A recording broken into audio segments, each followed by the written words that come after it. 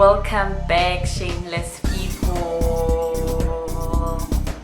Today, I want to talk about something that is very dear to me and something that can come across very sensitive, especially to most of us who were raised by either grandparents or single mothers or single fathers. So yeah, I want to talk about my relationship with my father. What happened is I was born out of wedlock, and obviously my parents were very young then, so I think they were 19, 18, 20, around that. So then I ended up being raised, in a big family by grandparents and so forth. So I didn't have any relationship with my father. So what happened is I only met him when I was doing grade 6. I can't remember which year that was, but I was doing grade 6, and it was just by chance that after I went to check out my mother somewhere at her friend's place, and then on our way back home, then we met him. And then he was like, "Who's this?" Probably he knew that, he saw that I looked like him.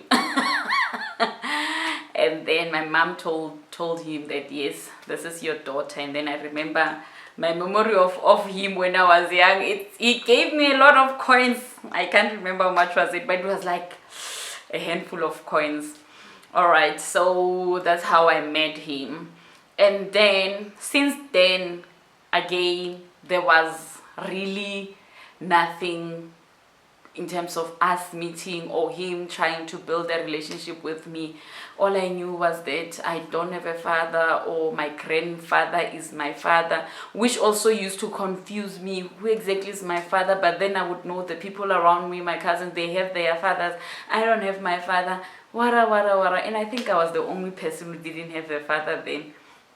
Okay, around my family, cousins and all those things. So it's fine. I grew up with that kind of like confusion, but it was also a grief, I used to have that gap, the longing to have somebody that I can say dad or papa or whatever. So after that encounter, our first meeting, there was nothing. Up until around matric, also around matric, I started looking for him, trying to get him, because I knew that no, we are in the same township, so I should be able to find him. But now I was so scared to tell my mother that I want to find this guy. Where is he? Where is his home? All those things. So I ended up doing it on my own. By then I told my aunt and all those things. So my aunt arranged a meeting with my father's twin sister. So I think it was around after the matric results were out. So we went there to his home. We went there, we found the grandmother there, and then she was so happy and also so angry to my father that he didn't tell her about me, and how can he hide me for so many years and all those things. So it was what it is. We had a very good meeting that day. We had lunch together, and then boom, go back. We went back home, and then everything was still back to normal. So after that, there was no again contact, no him reaching out to me and so forth, even after all the efforts that I've really made. So I let it go. At some point I was like, you know what, I'm not going to force this thing. I've grown so much to the point where I am, and really, if I've survived up until now, I don't need him. So that was my attitude. And then, but after years, I would still long for, and some of the things, it was because of the kind of relationships I was in, and I would feel like, oh man, this might be the possibility because of the kind of relationship I have with my father. So I wanted to have some sort of conclusion and all those, and so I decided to pursue him again. I went to him, started building a relationship with him. I started embracing that it doesn't matter what happened in the past, but what matters is he is still alive, and I'm going to use this opportunity to enjoy him while he's still alive. I'm not going to focus on what didn't happen, but I'm going to focus on how can we make things better. How can I have a better relationship with him? How can I enjoy having somebody I call a father with him? So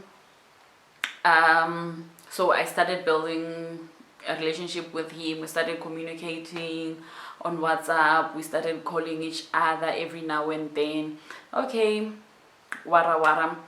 And then I started, saying, I'm going to take it with all my heart, to say that this is my father. I'm going to treat him as such and so forth.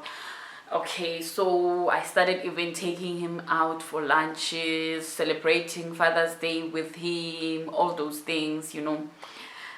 And then the more I did that, the more I opened up to a more, open relationship, kind of like loving relationship, embracing him as a father, the more things went better, the more that gap that I had, it was kind of like closing. That is how I received my healing. So so in everything, I'm always grateful that I took that opportunity and made that decision to say that I'm going to build a relationship with my father.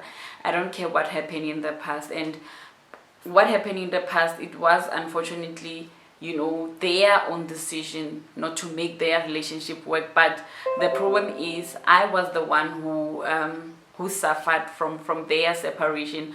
I was the one who suffered from their ego. I'm the one who suffered from their selfishness, because at some point in time, my father tells me that he wanted to reach out, he would come, and then he would be chased away, and other people can attest to that.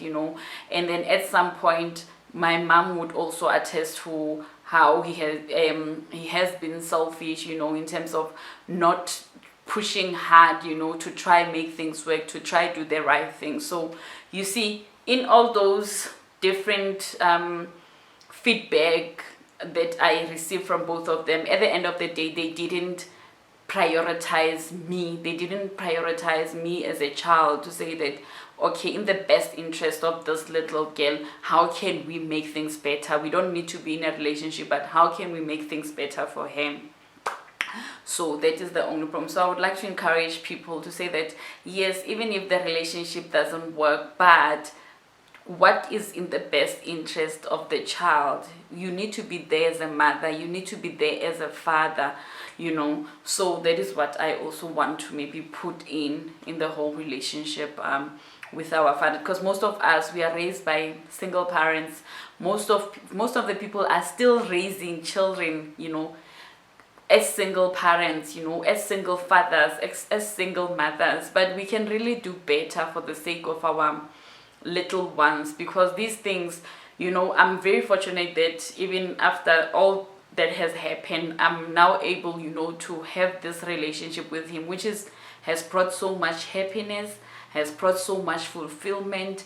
It's so nice, hearing your own father or like, I love you, I'll be the baby, So I wouldn't have had that if I didn't make a decision to reach out to him, to really try and work and open up and embrace him, So don't deprive bana ba how, because of whatever in a relationship didn't work. Can be in a marriage, can be in a relationship. Don't deprive bana the love of a parent because things didn't work out. So yeah, so that is my story with my father. I love him so much. I actually look so much like him, guys. I look so much like Lebo slow back, give a hi.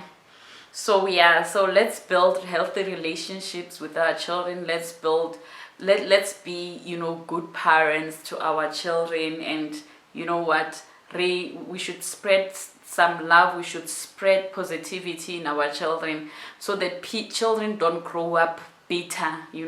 Children don't grow up having longings for things that are just there, and this are shocking even money, this are shocking even you know, a car or whatever material thing, but things that somebody to be there, somebody to tell you that they care for you, somebody to tell you that they love you.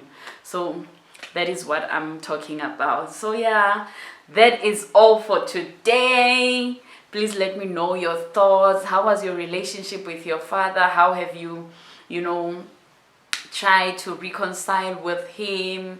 How has it been? And even if the relationship has always been good, please do share with us, you know, how have you guys been maintaining a good relationship? Because not only about when things go wrong or what. So please do share with us. And if you've lost your father, how has that affected you, and what is it that you miss the most about them? So please do share with us.